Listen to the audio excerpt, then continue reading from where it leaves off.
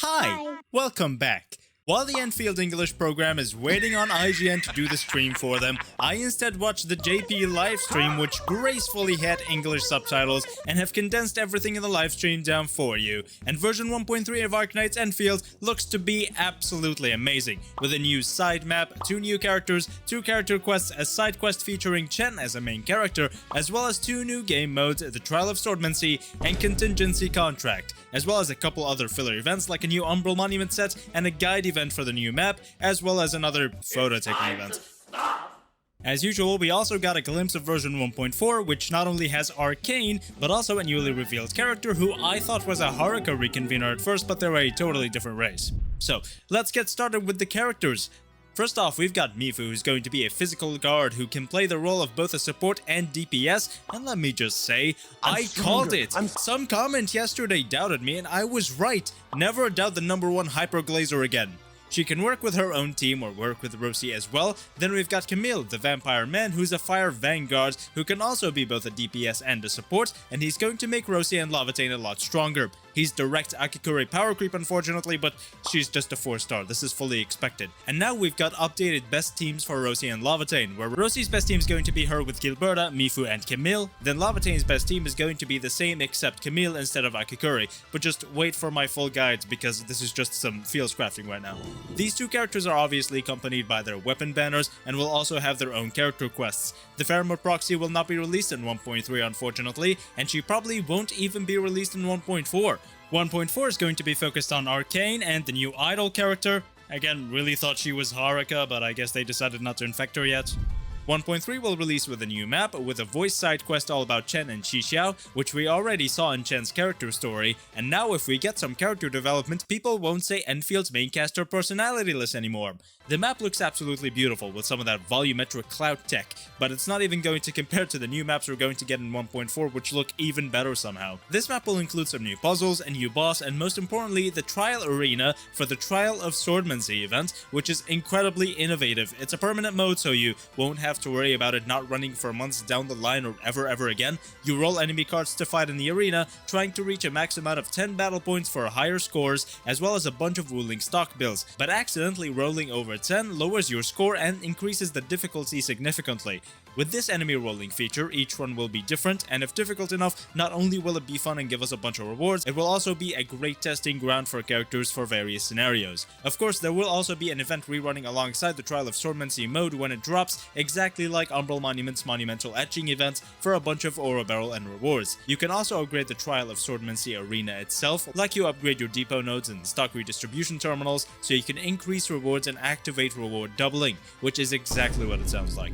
Each day there's a limited number of rewarded trials you can do, and afterwards you can run infinite unrewarded trials to test your characters out. And afterwards, we of course are getting what will become the bane of our existence and the hardest game mode in any 3D gacha game of all time, and it won't even be close, Contingency Contract.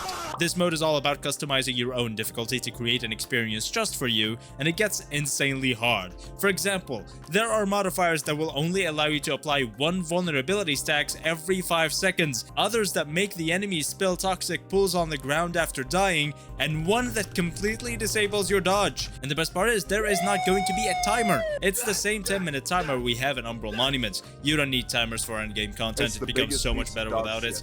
Now we didn't get too much info about how exactly Contingency Contract is going to run in Endfield, so all we have to do is wait. Of course, you will be able to get most if not all rewards at only lower difficulties, so things like Oro Barrel are available to most players with skill issues, and higher difficulties will be for bragging rights only. Also, to prepare us for Contingency Contract, we're getting a sanity event a week before it drops, which is an extremely funny way of saying you're better get prepared.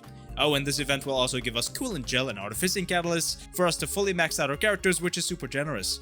Now, they also called Umbral Monument higher difficulty in this update, but it's not going to be anything close to Contingency Contract. It's going to be a full cakewalk in comparison. Now, just wait for my streams where I try to max risk Contingency Contract and probably suffer and break my monitor in the process, or wait for a Kyo guide.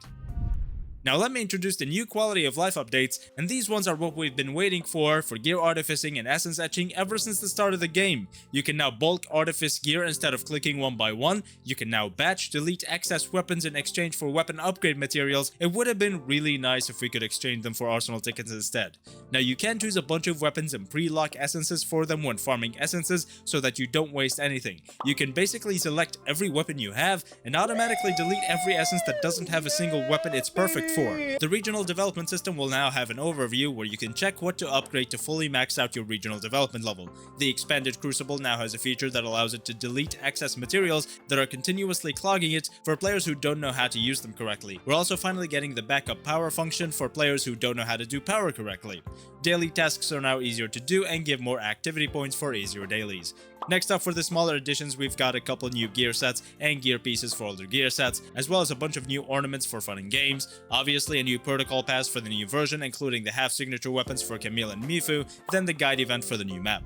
Now, patch 1.3 is going to be a filler patch story-wise and won't progress the main plot too much, only focusing on Chen's side quest, Mifu and Camille, but we will be picking things back up in 1.4 as we go into the North Wheeling Exclusion Zone with Arcane and the new Idol Girl. In 1.4, the AIC is going to receive its quote biggest update so far, including the introduction of a gas system similar to Liquid's except they're a gas. Our god King Lai Zhong also promised that every update this year, and hopefully future years as well, will always have a new map and new event content for us to do, which is super lovely to hear because, as I've said before, exploration in this game is so incredibly fun. They also teased a new game mode, the Rooted Realm, which looks to be similar to the Delver of the Cryptic, but a bit more fleshed out.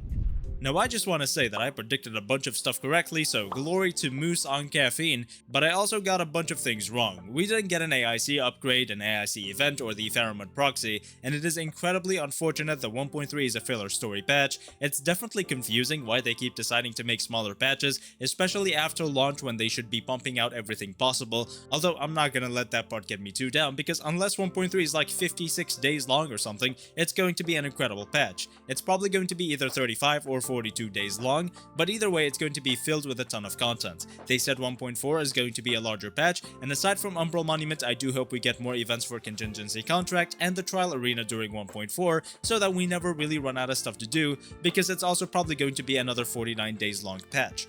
I do hope that in future versions we get stuff like a permanent factory endgame mode, of course integrated strategy since we did already get Contingency Contract would be incredibly cool.